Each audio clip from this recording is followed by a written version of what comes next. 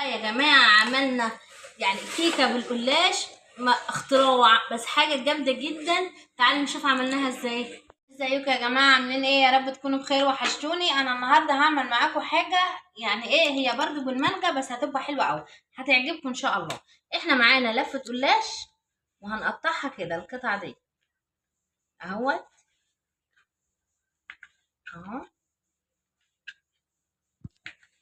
واهو يا جماعة، وادي القلاش بتاعي، شفتوا قطعته ازاي اهو.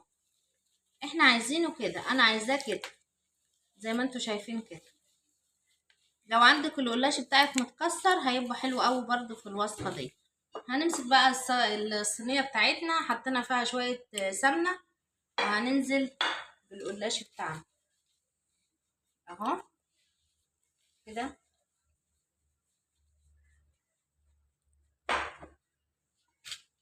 ومعانا بقى بيضتين اهوت، ومعانا معلقتين سكر بس مش هرم، يعني معلقتين مليانين عادي. ومعانا 3 اكياس من الفانيليا، او لو عندك فانيليا سايله زي ما تحب حطي معلقه يعني اهو. ومعانا كيس سمنه، وهقلب كده يا جماعه، هقلب البيض مع السمنه. انا حطيت زي نص كوبايه من السمنه، يعني انا خدت كيسين يعني من اللي هو بتشاري الفرط ده اهو. وهنزل برضو بكوبايه من اللبن، كوبايه من اللبن كده، وهدوبهم كويس جدا اهو. انا هعمل زي كيكه، يعني انا هعملها كيكه بس بالقلاش، ان شاء الله الوصفه تعجبكم. انا بفضل ان انا اجيب حاجه واسعه عن كده. وهو انا نقلتها بقى في بوله كبيره عشان اعرف اقلبه كويس جدا. لازم تقلبوها كويس جدا البيض مع كل حاجه، مع الفانيليا، مع معلقتين السكر، مع السمنه.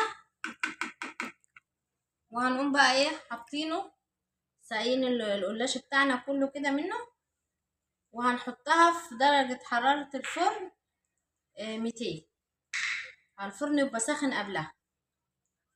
شفتوا بعد ما طلعت بقى ليه هنقول الكيكه بتاعتي بالقلاش بعد ما طلعتها من الفرن، ادي انتوا شايفينها، شفتوا حلوه ازاي؟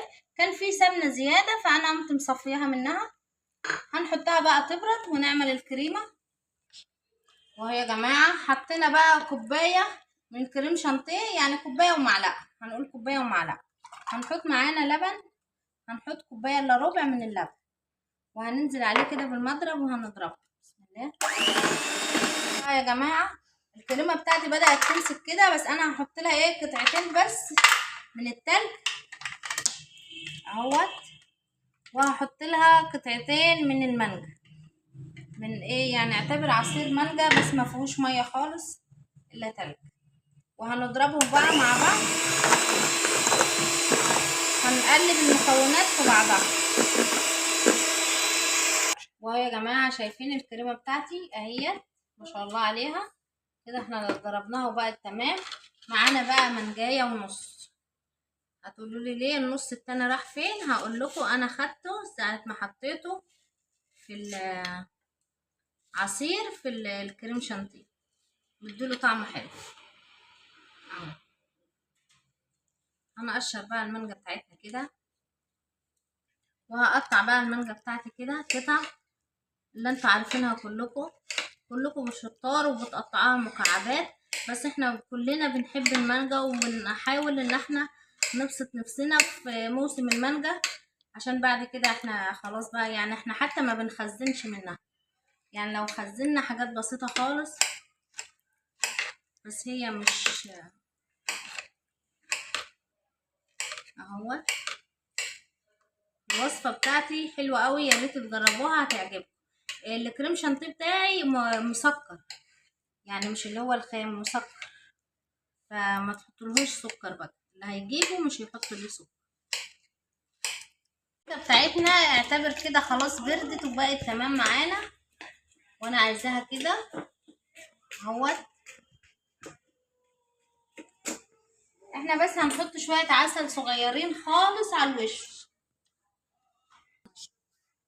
اهوت. اهو يا جماعة زي ما انتوا شايفين كده العسل.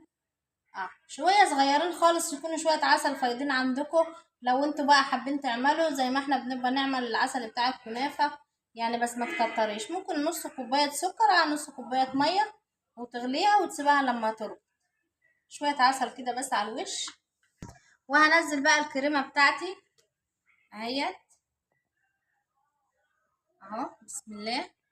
وهفردها كده، بس تكون القلاش بتاعنا، تكون الكيكة بتاعتنا بردت تماما زي ما انا بقول لكم اهو كده. وهنقوم بقى منزلين المانجا بتاعتنا برضو اهو.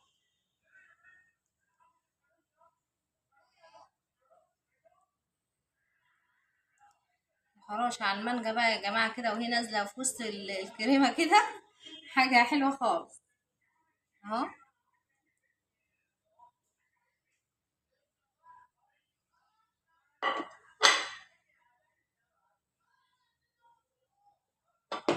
كده.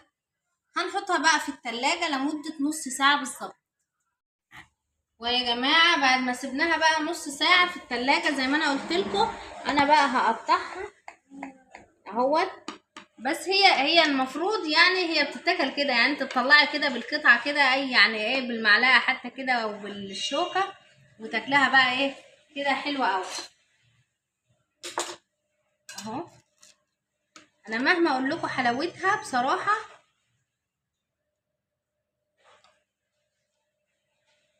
اهي اهي. طعمها بجد بجد بالقلاش حاجة حلوة خالص. كيكة القلاش ديت مفيش زيها اهي. دوق، ايه رأيك؟